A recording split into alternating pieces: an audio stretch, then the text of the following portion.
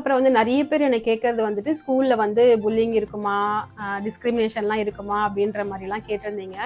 எல்லா ஊர்லயுமே இது இருக்குங்க. இனிஷியல் ஸ்டேஜஸ்ல உங்க குழந்தைங்க கண்டிப்பா ஸ்ட்ரகிள் பண்ணுவாங்க. பிரைமரில இருந்து படிச்சுட்டு வர குழந்தைங்க வந்து ஆப்வியஸா வந்து பிராக்டிஸ் ஆயிடுவாங்க. அவங்களுக்கு அந்த லாங்குவேஜ் எல்லாமே வந்துட்டு ஃப்ளூயண்டா வர ஆரம்பிச்சதுக்கு அப்புறம் அவங்களுக்கு அந்த டென்ஷன்லாம் இருக்காது. ஃப்ரெண்ட்ஸை வந்து அவங்க வந்துட்டு கேதர் பண்ண ஆரம்பிச்சிருவாங்க. இங்க இவங்களோட ஆக்சென்ட் வந்து கொஞ்சம் வந்து திக்கான ஆக்சென்ட்னால லேர்ன் பண்றது வந்து கொஞ்சம் டஃப்பா இருக்கும். பட் கிட்ஸ் வந்துட்டு ரெகுலரா ஸ்கூலுக்கு வந்து போறதுனால அவங்களுக்கு கொஞ்சம் ஈஸியாவே இருக்கும். ஸோ ஃப்ரெண்ட்ஸ் எல்லாம் ஃபார்ம் பண்றதும் வந்து அவங்களுக்கு ஒன்றும் அவ்வளோ கஷ்டமா இருக்காது. பட் இனிஷியல் ஸ்டேஜஸ்ல வந்துட்டு குழந்தைங்க அடாப்ட் ஆகுறது கொஞ்சம் கஷ்டம் தான். புல்லிங்லாம் இருக்குமா அப்படின்னு கேட்டிங்கன்னா, உங்களுக்கு லாங்குவேஜ் வந்து அந்த ஃப்ளூயன்சி வர வரைக்கும் உங்களுக்கு அது வந்து தெரியும், டஃப்பா இருக்கும். அதுக்கப்புறம் போக போக வந்து கண்டிப்பா இது வந்து ப்ராக்டிஸ் ஆயிடும். ரேசிசம்லாம் வந்து நாங்க அவ்வளோ ஒன்றும் இங்க வந்து பார்க்கலங்க.